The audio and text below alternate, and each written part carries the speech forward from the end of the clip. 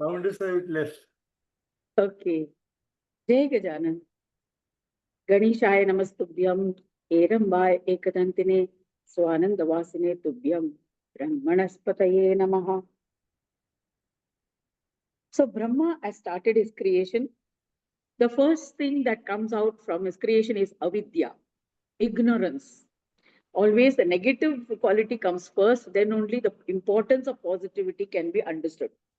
So because and another reason is from tamas, the whole srishti, the whole universe was in a dormant state. Before creation, everything was dormant. Everything was in its unmanifested form. That is the tamasic state, sleeping position, deep sleep state, tamasic position. So from tamasic position, the first thing that comes is ignorance, because it doesn't know anything. So, and ignorance manifested as three colors: red, black, and white, and it formed and in five forms. That is tamaha, moha, mahamoha, tamishra, and andhatamishra. So avidya as tamas, that is first is ignorance, the state of ignorance. Total ignorance means absence of knowledge. Not only absence of knowledge, it is also erroneous knowledge, wrong knowledge. That is the knowledge that is asat, that is not true. So there is no distinguishing between what is true or what is not true. So even illusion, that which is maya, which is just a reflection, that also appears to be true. So even an image will look to be true. So that is avidya. Then moha, illusion. Illusion means you are fascinated by what is not true. That is which is attractive, which is a shiny object. So as a result, you develop desire, a need to possess. You want to accumulate, or you want those things uh, to be yours. So there is a sense of I, me, mine. So you want to have all that for yourself. So that is moha. So in that's when you're in when it is not when you're in a deluded state, in an illusion captured by moha, you want to indulge in all these physical gratifications. You want to taste everything. Then mahamoha. Mahamoha is wrong moha, even that which is not only infatuated, but also which goes against the teachings of Vedas, which is like a creation of kind of a madness, a kind of lust, you can say, too much of lust, mahamoha. So it leads to committing all sorts of, as a result, you will commit all sorts of sins, particularly with related to physical desires. You want to enjoy everything and you will want to go to extremity of enjoyment. That means broaching the territory of someone else's rights also. So that is why it will lead to sins. Then the fourth type of avidya is tamishra. Tamishra is because of this excess of indulgences, there is disease, poverty, and all kinds of maladies. That is, it's a dark state. So in that darkness, you create all sorts of sins, and so it results in a poverty. Your strengths are depleted, all your energies are depleted, so it results in diseases. And then when it tamishra, the and it leads to also a kind of a hatred towards oneself because one is suffering from all kinds of sickness, hatred towards others because others are having all those objects and possessions, so you want to have them. So it leads to all these kinds of maladies. Then the fifth kind of avidya is andhata mishra. Andhata mishra is hell itself, naraka, filled with torments and tortures. The world has suffered for all these sins committed in this world, and that is hell. So andhatamishra also means a fear of death. When there is a fear of death, you will go to extremes to preserve your life. So you will do all sorts of sins for destroying whatever is causing you fear or of which you are afraid of. So you will keep destroying all those persons, people, things, which is creating that fear. And then that is why sins are committed. So it is a hell itself, total hell. So when so much of avidya was created, he got fed up of this. Brahma was fed up of this kind of thing, so he created something, 4 different things from his body, and they were the 4 from after avidya he created vidya, and from vidya she gave birth to naturally Brahma was infatuated by vidya, so because of the grana of this all this avidya, means the repulsion from avidya resulted in the creation of vidya, with to which Brahma was attracted, and from their union were born 4 sons: Sanaka, Sanandana, Sanat Kumara, and Sanatana. So Sanaka is one of the most ancient ones, and the second is Sanandana, that is ever joyful. Third and fourth was third is Sanatana, that is eternal, and Sanat Kumara, ever young. Now these 4 sons who were created, Brahma ordered them, now go and do creation. So what they started creating, what they liked, they created. They liked yoga, so they created all kinds of yogas, various kinds of yogas, and then Brahma said, stop creating, enough of yoga. Now you create something else. So they had jnana, knowledge. Vidya means knowledge. So they created everything to do with jnana yoga, various kinds of knowledge, departments of knowledge, knowledge of astrology, knowledge of this, law, knowledge, dharma, karma, and all of those different kinds of varieties of knowledges they started creating. Now here, Brahma said, now Brahma found that this Sanaka was, Sanat Kumara was a Jnana Yogi. Sanaka was proficient in Sahaja Yoga, that is that of Shiva.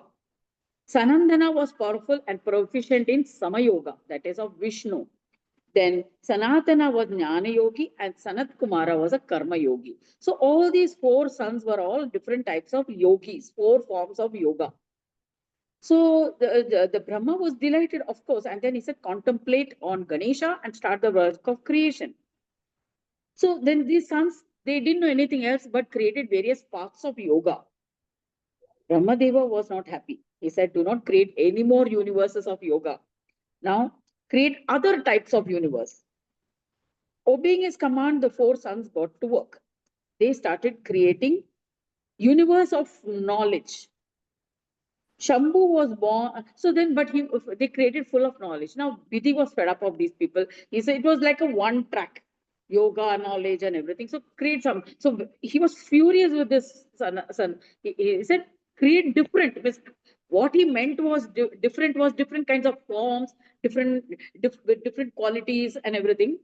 But they didn't understand, so he became furious. Brahma became so furious that from his eye, from his forehead, from this forehead, middle of the forehead, a being got created that was Rudra. So Rudra, from the anger of Brahma, this Rudra got created, and he was so powerful.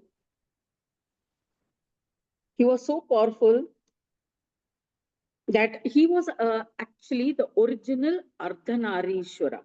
That is, he was half woman, half man. Ardhanarishwara, that Rudra, that was a form of the being, the 5-faced being. Rudra had 5 faces, 3 eyes, 4 arms, matted hairlocks. He had a Trishul in his hand. He was a huge bodied. He had Vyagambra, that is, he was wearing the skin of a tiger. But he was howling, means he was crying, wailing loudly. So Brahma asked him, why are you crying like this? So Rudra said, oh father, give me a place to stay. Give me some work, give me a name, give me some duties, give me work to do. So first and foremost, Brahma said, okay, I'll do that. But because you're wailing so loudly, I'll name you Rudra. Rudra in what one meaning in Sanskrit is howling, howling loudly. So that is so that's why he was named Rudra. So Rudra, he said, okay, you will be the Sarveshwara. I'm giving by the grace of a boon. So I'm by the boon bestowed upon me. You know, Ganesha had given, when Brahma had prayed to Ganesha, to the little child, asking for powers of creation. So Ganesha had given Brahma the power of being able to bestow powers to others. So by that power, Brahma is giving Rudra, you will be the Sarveshwara, Ishvara of all. So you have been born as my son in the guise of Shankara. So I'm assigning you 8 positions. He gives Rudra 8 positions. Where his position be, that means places of residence, wherever he can live. Remember, Rudra or Shiva, Shankara is a space element or the ether element. So he is giving the space element, power of residence in earth, water, fire, air, ether, moon, sun, and as a performer of yajna. Performer of yajna means Dikshita, the one who presiding priest, the one who presides on the yajna as a Dikshita. That means he can initiate others. So these are the 8 positions given to Rudra by Brahmadeva. O Sarveshwara, you are the bestower of rewards to all. You will bestow rewards to all. So, O Mahadeva, contemplate on Gajanana and commence the act of creation. So, after giving him these 8 roles, 8 positions, places of where he can stay, he gives him the power to bestow all powers, and he says, now you pray to Gajanana and then you start the act of creation. Shiva agreed. So he started contemplating on Ganapati. So then he started creation. He created different Rudras. He created 11 Rudras, Ekadashi Rudra. 11 Rudras he created, but they were all, so the names of those Ekadashi Rudras are Manu, Mahinasa, Mahan, Shiva, Rutadwaja, Ugrareta, Bhava, Kala, Vamadeva, and Dhritavrata. So these are the 11 Rudras. 11 Rudras that were created by Rudra himself, the main Rudra Shambhu or Mahadeva, who, with the 5 heads. He created these 11 Rudras to assist him in the work of creation. So looking at them, Brahmadeva said, now enough, no more Rudras. Create some human beings, mortal creatures, that is, who will. Now, all these 11 Rudras, Ekadashi Rudras, are immortal. They are eternal, forever existing. So Brahmadeva said, now don't create any more Rudras now.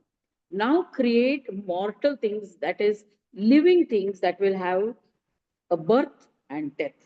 So they will be born and they will die after some time.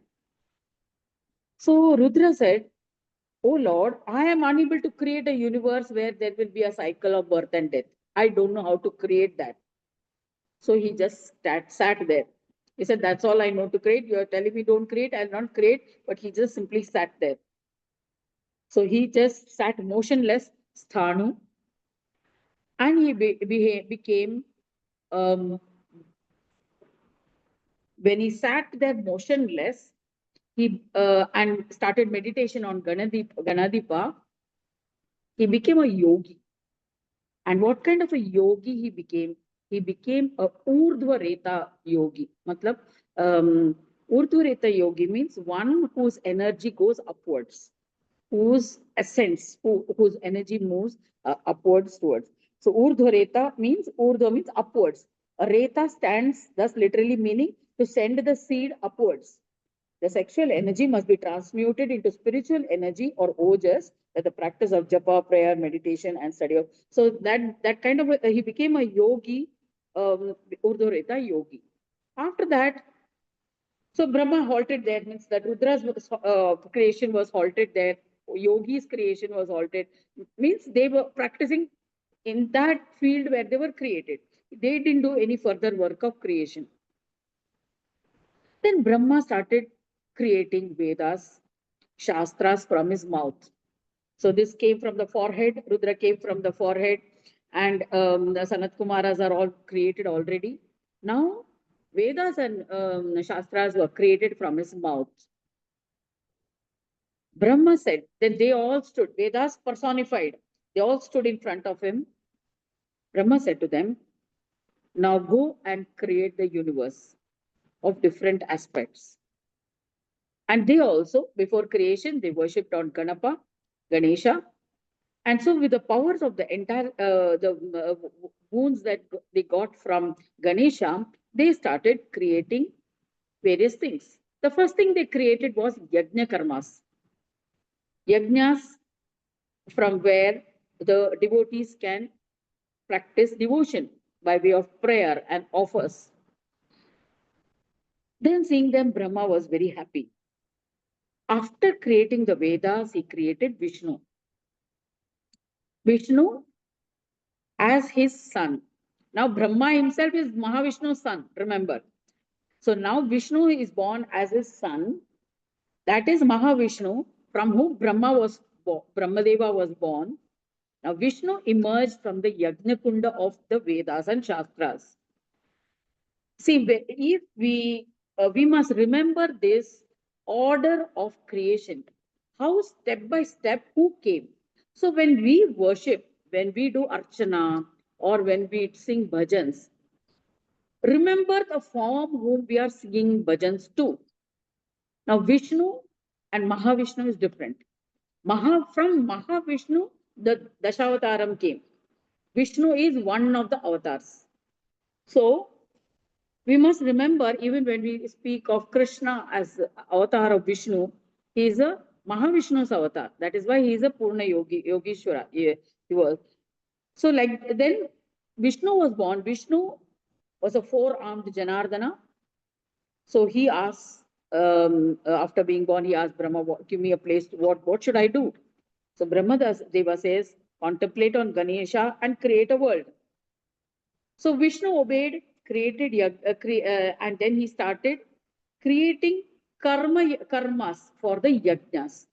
Yajnas were created by the Vedas, but what karmas has to be done in that yajna? That was created by Vishnu. Various kinds of karmas. Means it will be Shraddha, including Shraddha karma, or even other karmas like for propitiating which god, for propitiating the rains, or for clouds, water, fire, all these different karmas for in these yajnas. So the yajnas were like an enormous, full-blown kalpa vriksha. Means anything you could ask, you could create, you could do karmas for in that yajna. If you have leprosy, means if any diseases has to be gone, there is karma for that, yajna karma for that. It's like that. So it's like a kalpa vriksha as a wish fulfilling tree. Means anything you do, it could manifest. It will give fruits. So Vishnu's activity was this, creating yajna karmas. He was very happy. Then after that, Brahma proceeded further.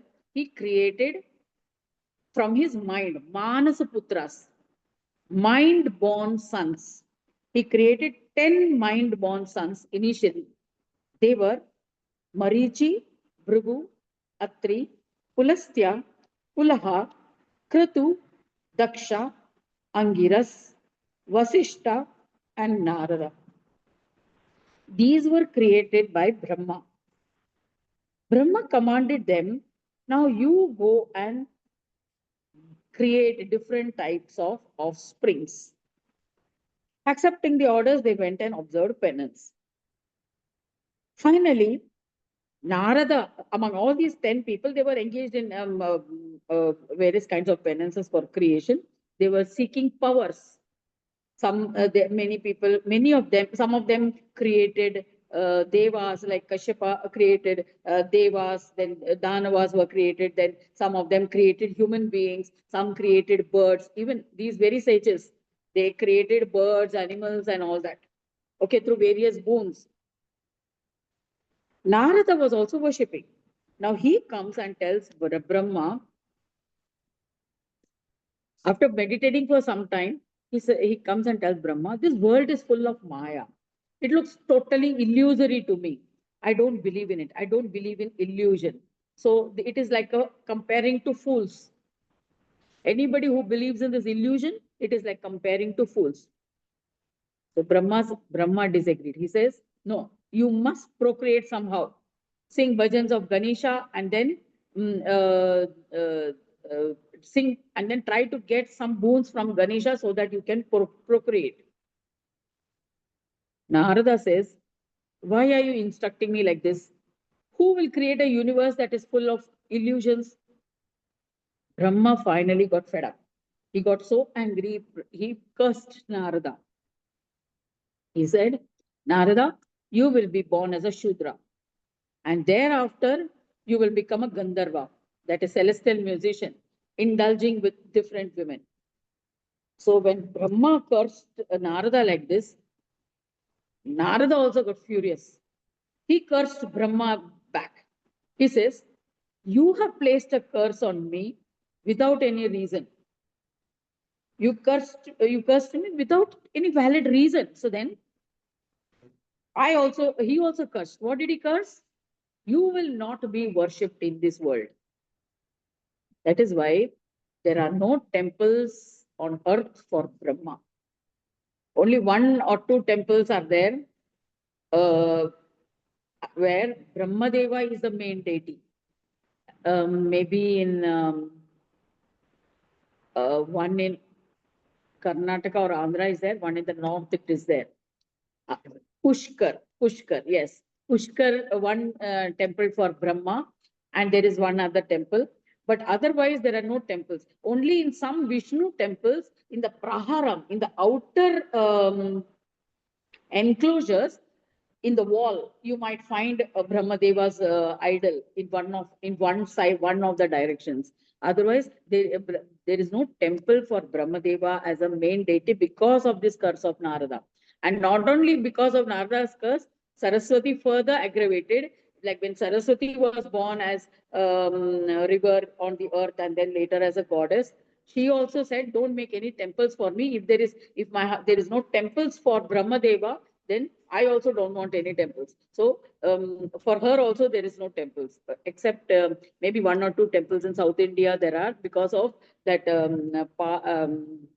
Pandyan Raja and they worshipped Saraswati a lot. Even now that during the Dashera, there is a 10-day festival where Saraswati is only main deity. Even Ganesha is not worshipped before, the first worship. So that kind of a ritual is still prevailing, but not as, but as a general factor, there are not many temples. So it is because of Narada's curse. So Narada, after telling this curse and also receiving the curse from Brahmadeva, he went and did penance on Ganesha. He did penance on the Ekakshara mantra of Ganesha. For many, many years, Ganesha then got pleased and manifested. So he asked, what do you want? Narada said, relieve me of this Brahma's curse. Brahma has cursed me that I'll be born as a Shudra and then as a Gandharva and I'll be indulging in women. I don't want this curse. So Ganaraja said, how can I reverse? A curse cannot be reversed. Once a curse is done, you have to undergo that curse. You have to experience that curse. So, so is there no solution? Okay, I'll give you an advice.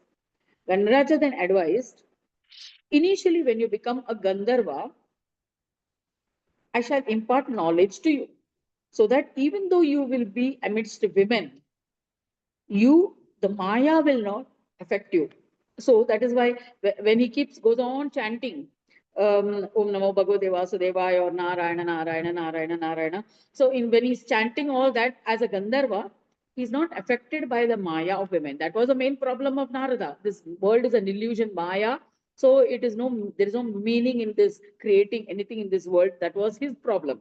So he said, so Ganesha blesses, okay, even though you will be amongst women, you will not be affected by their enchantments.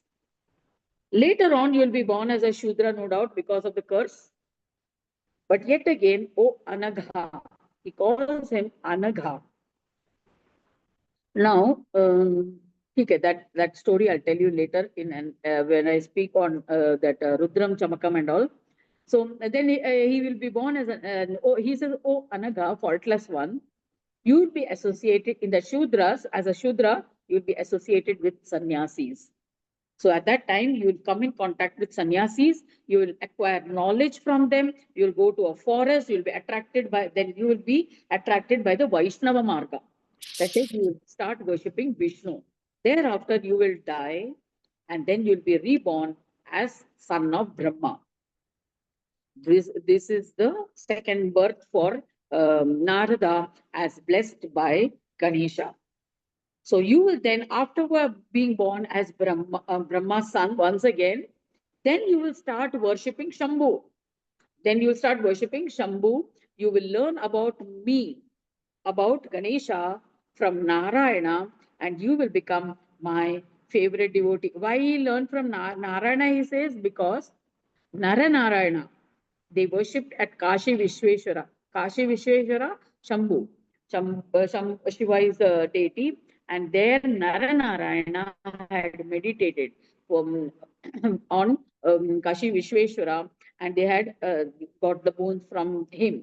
So, and they from to them, Shambhu had initiated them into Ganesha. So that way you will come to know about me and you will become my devotee. Ganaraja blesses him like that. You will thus become absorbed in your devotion to me and you will become a Ganapatya. See the whole process. Even when we are slightly deluded, when we get into some kind of a degradation, it takes a long process to get back to your original state of glory, original state of purity.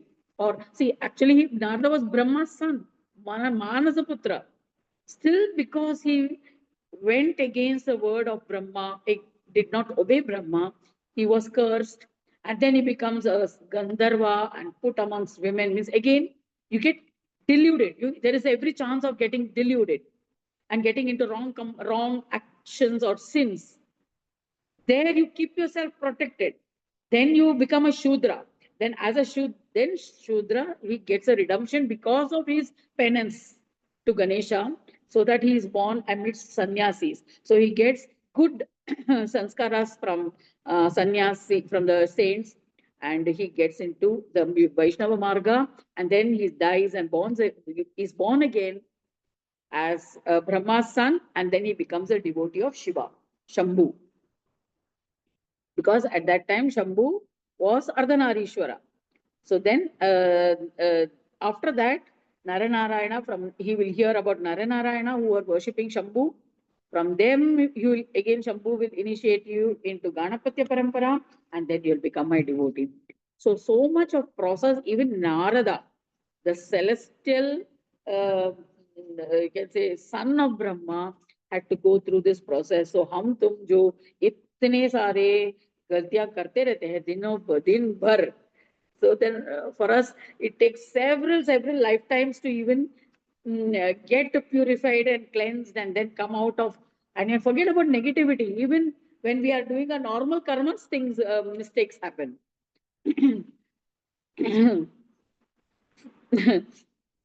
So the granting them these bones, Gananatha disappears. So it's a long process of redemption. So then this is how Narada's, the curse on Narada was diverted. Still, there are other stories when Narada was cursed, when he was amongst women. You know, that in Mahabharata also one story is there. We'll see after that later how his face becomes a monkey's face and all that. So that all, this thus ends the chapter 2 on the second part of Srimad Mudgal Puran, where we are talking about the legends of Ekadanta, stories about Ekadanta. So today, this discourse became long because we started late. So we'll quickly meditate, quickly get into a process of thoughtless awareness and into a witness state. Bring all your thoughts, all your minds, and bring it to one place and then put it away. Say, I will attend to you later on. Now let my mind focus on my breathing. This is my me time. I want to be with myself. Relax fully into your body. Take a nice deep breath. Relax into your body. See that there is no stiffness anywhere. Your feet are firmly planted on the floor. Spine is erect. Hands on your laps, palms facing upwards.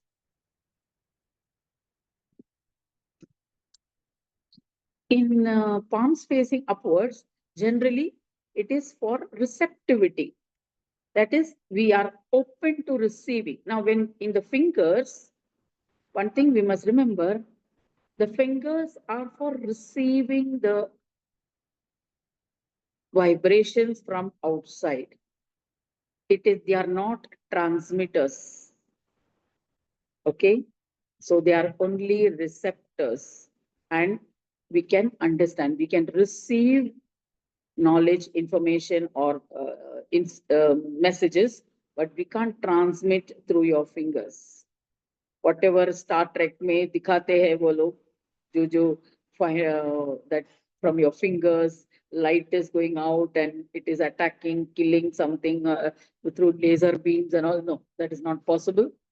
Your fingers are receptors, just like your jnanendriyas. Jnanendriyas are the eyes, ears, nose, mouth, skin.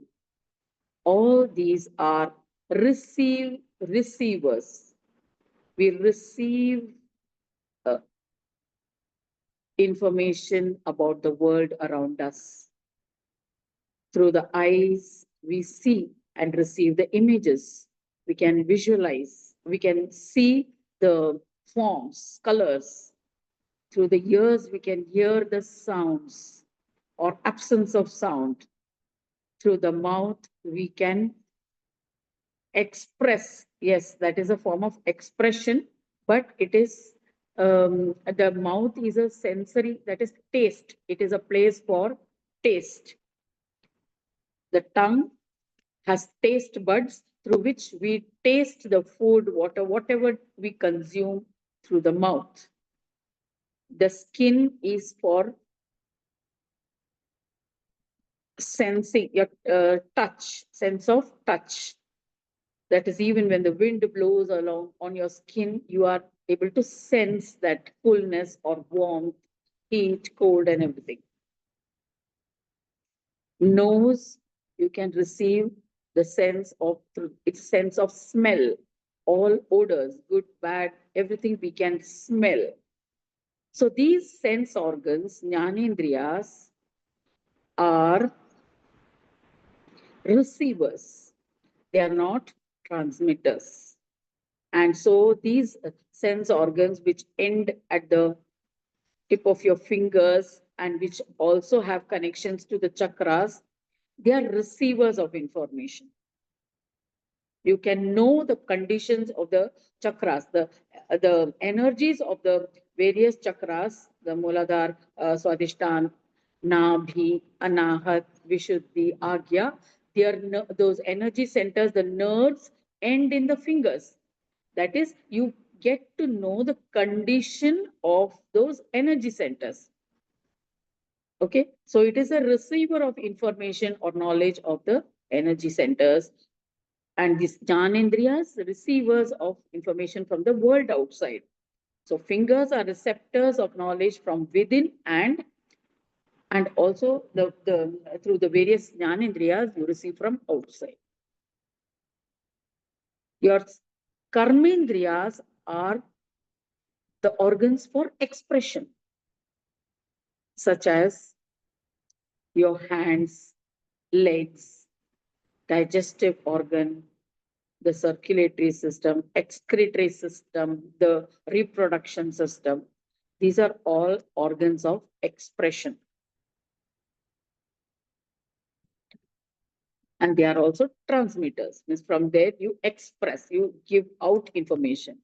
So your expression also from your mouth through spoken word, that is through your trachea or through your sound box.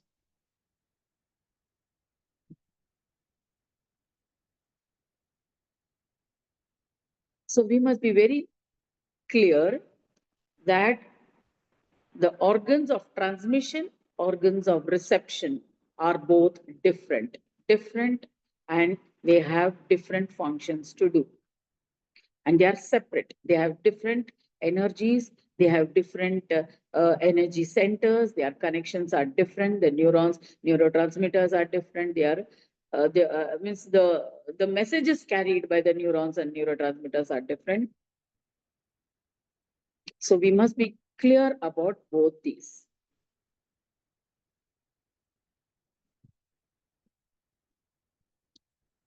So now we bring our attention to our breathing. So this body is a very complex organism which is functioning because of this prana vayu that we breathe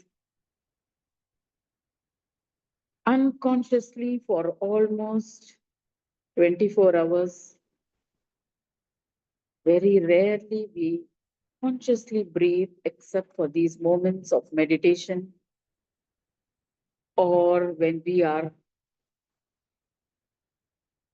brought to a sense of fear of or any where our attention is brought to our, it grips us. That is, you are either breathing very fast or when you're holding your breath. So then you become aware of your breathing. Otherwise, most of the time, the normal breathing goes on unconsciously, taken care of by the parasympathetic nervous system.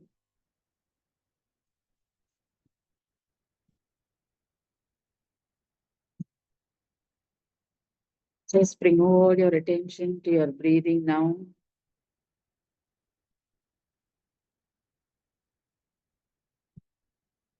And when you combine your consciousness with this breathing, becomes pranavayu, life force that keeps our all the systems functioning in the body.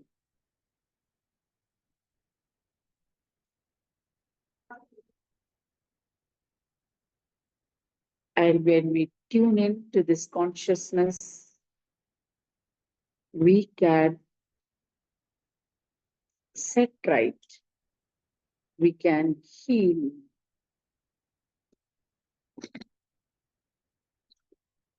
we can cure diseases in our body, we can remove the pain,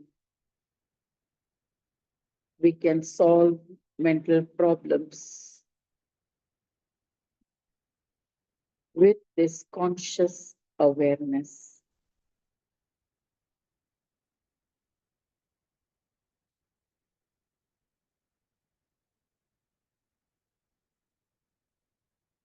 Being consciously aware is becoming the observer of yourself.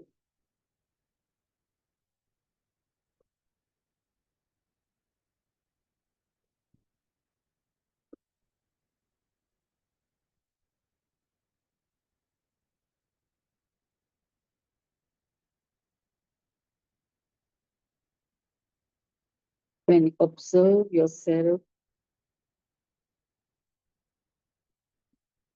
you can catch your mind wandering.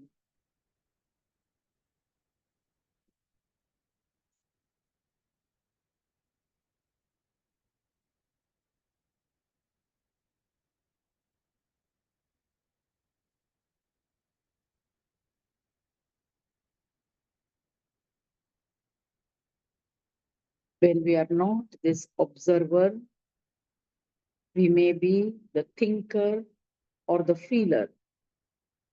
Thinking something, that means you are in the mind, you are identified with the mind. or you may be identified with your emotions.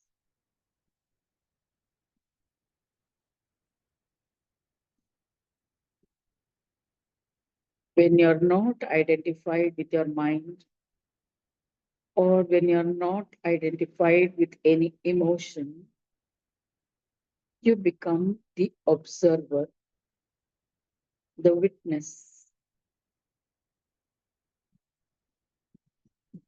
which can be even silent.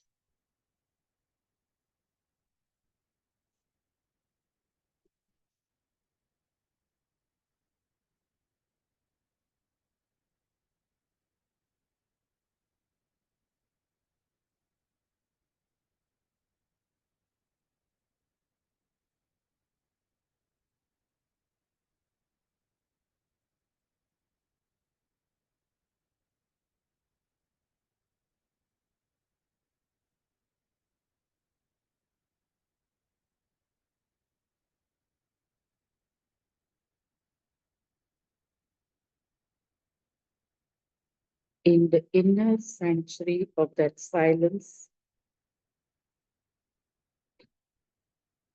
you can observe the floating thoughts as though in a cloud in the sky.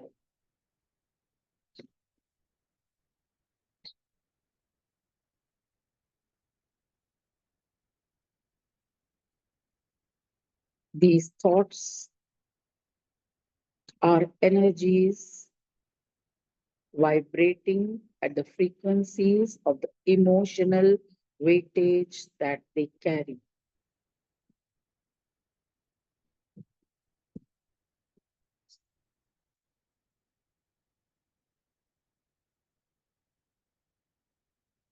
So emotions gives texture to the thoughts, and together they induce actions. If we can observe these thoughts together with the emotional weight they carry, as an observer, it will simply float past you. You don't have to get involved in them. It is as though they don't belong to you.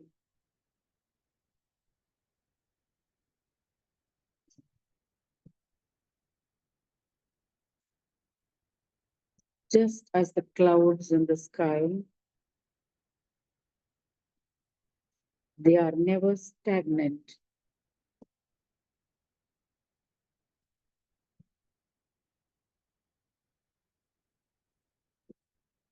It comes and goes. So also you can delink yourself from your thoughts and be at peace all the time.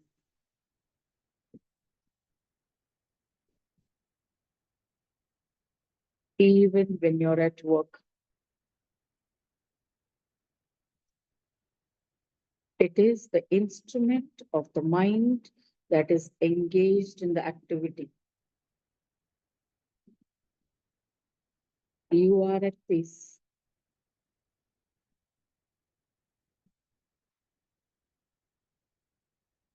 Become the observer.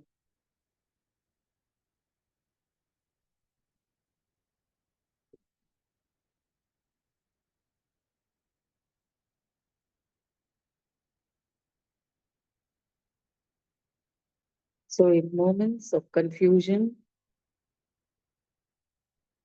in moments of being bombarded with thoughts, detach yourself, the observer,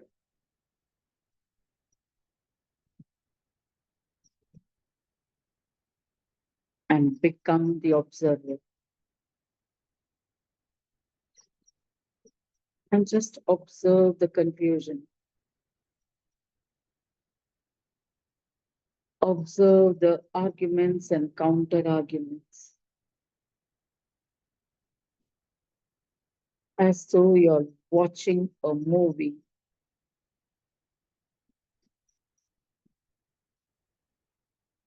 The scenes come and goes. You are in a wakeful dream.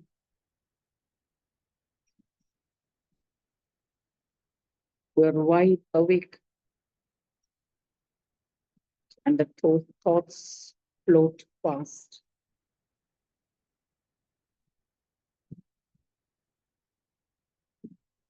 This is spirituality action in daily life.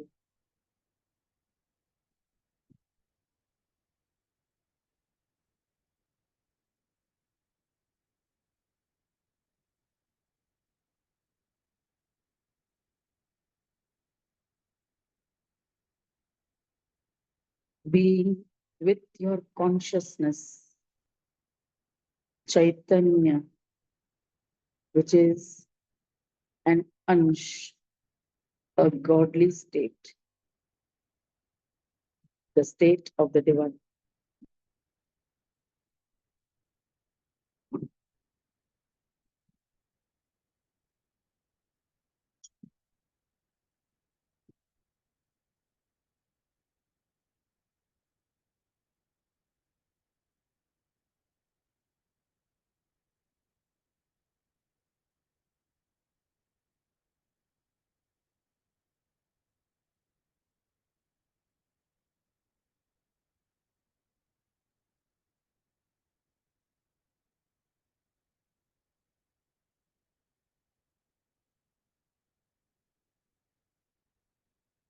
Slowly bring your attention to your breathing.